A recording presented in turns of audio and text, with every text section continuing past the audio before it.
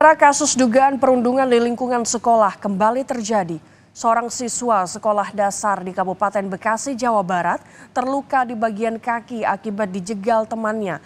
Namun ketika diperiksa, dokter menyebut sang anak mengidap kanker tulang dan harus diamputasi. Seorang siswa sekolah dasar di Jatimulya, Tambun Selatan, Kabupaten Bekasi mengalami perundungan yang diduga dilakukan oleh teman sekolahnya. Siswa yang berusia 12 tahun itu terjatuh ketika kakinya dijegal oleh temannya ketika bermain pada Februari lalu. Akibatnya, kaki kiri korban memar dan lebam. Tidak kunjung sembuh, orang tua korban membawa anaknya ke rumah sakit untuk diobati. Namun, ketika diperiksa, korban ternyata menderita kanker tulang stadium 4 hingga harus diamputasi pada bulan Oktober. Namun pihak rumah sakit menyatakan sejauh ini faktor pemicu kanker adalah mutasi DNA.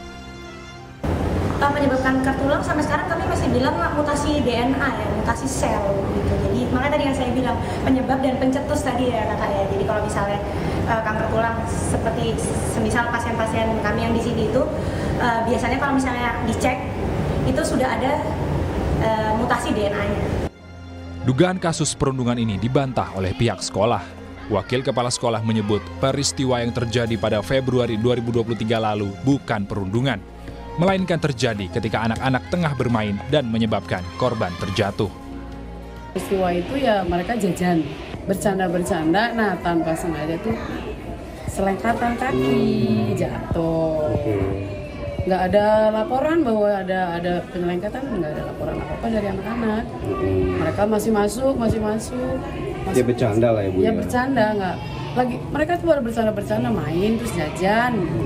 Jadi kalau untuk perundungan kayaknya kan terlalu jauh ya kalau untuk dirundung gitu kan kekerasan. Ini mereka tuh jajan, bercanda, nah selengkatan kaki itu satu orang. Pihak keluarga korban pun melaporkan kejadian ini ke polisi bulan April lalu dan telah naik ke tahap penyidikan. Namun keluarga korban meminta adanya penambahan pasal karena saat ini kondisi korban cacat permanen. Kini korban masih menjalani perawatan di Rumah Sakit Darmais, Jakarta. Keluarga menolak mediasi dan memilih menunggu proses hukum yang tengah berlangsung. Tim Liputan, Kompas TV.